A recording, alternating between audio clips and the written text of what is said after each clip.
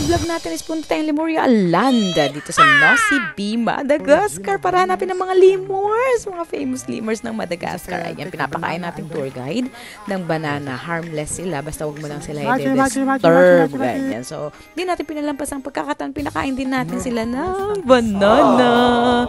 First time experience natin yan, kaya vlog natin yan. Diba? Iba-iba yung mga klase ng species ng lemurs dyan, para silang mga monkey. After na, meron din silang plantation dyan sa Lemuria Land ng ng ilang-ilang. Ayan, ilang-ilang. Ang babango. Yan, free lang. Tapos, after nyan, search pa rin kami ng iba-ibang hayop. First stop natin, ayan, yung first time pumakita ng ganito kalaki, tapos lalapitan mo siya, pwede mo rin siyang buhatin. Kaya, ang dami kong tawa dyan. Ang dami kong ligalig. Aside from that, syempre, searching tayo ng ating mga pets. Hindi natin pinalampas ang pagbuhat sa kanya. Yung mga iba-ibang species ng turtles. Ayan. Eto, hindi na nakatiis ang ating mga kaibigang pagong. Diba? Iba-iba pa rin yung mga female, mga male na turtles. Diyan ko lang siya na-discover. Akala ko yung mga nakikita lang sa Pinas, pero hindi pala. Marami pala sila ring species. Tsaka meron pa tayong pinuntahan dyan. Yung bamboo forest nila, ayan, hour-hour lang tayo sa bamboo forest. Along the way lang naman yan.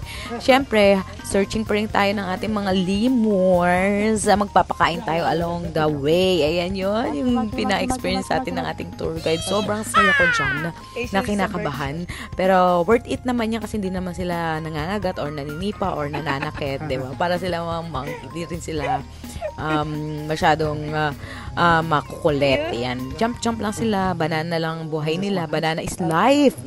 Ganon. Ang daming ligalig. Saka nga pala, sa kanila, babae ang pinaka-dominant yan. Diba? Ay, may baby siya. Ang cute niya. May baby na sila.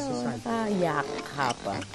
After nyan, syempre, nakita natin mga gecko. First time ko rin makakita ng gecko. Ayan, no? Napitan natin sila. Akala ko ng mga kakomoplage kasi nila yan eh. Tapos, eto na, nakita na natin yung ating ring-tailed na lemur, si Kinjal yan. Ayan na, di natin pinalampas siya na. Yan ang famous na ating Madagascar na si Kinjal yan. I like it, move it. Yan pa rin yung ating iba-ibang species. After na searching pa rin tayo nating mga pets, meron tayong makikita dyan na isang famous na beshi. Ang ating croaky. Marami dyan, yung mga beshi natin tulog. Actually, pwede mo siyang talunin, pero nakakatakot. Saka may mga baby pala yan na pwede mong lapitan. Ayan, lapitan kayo. So, hindi naman sila pa nangangagat. A few moments later. Eto na ang pinaka-the best. Ayan! First time ko ito makakita. Itong big turtle na 135 years old. 65. Ito si Bonaparte. What's the name of this one? Bonaparte. Cute. Diba? Friendship. Bago natin pet yan. Tungtuwa ako dyan. Stunning talaga. Grabe. First time ko yan. Sa Madagascar pa. 1 year ago. Check! Ang malaking pink na ballpen. Yung sabi namin ko yan. Charis! Bye-bye! So, ayan. After nyan, si Princess Tamtam, hugas na tayo kasi kung ano nang hinawakan natin. So, biggest and oldest Banaba Factory. Yan, Banaba Factory. Ikot-ikot tayo dyan. Pero hindi siya yata ngayon hindi ko yung dinoble check kasi masyado na ako. After nyan, picture, ayan, nagtimbang tayo. Laki ng timbangan nila, no? So, dahil bumibigat na tayo, dumadami ang kain natin. Alam mo na kung ilang kilo tayo. 60.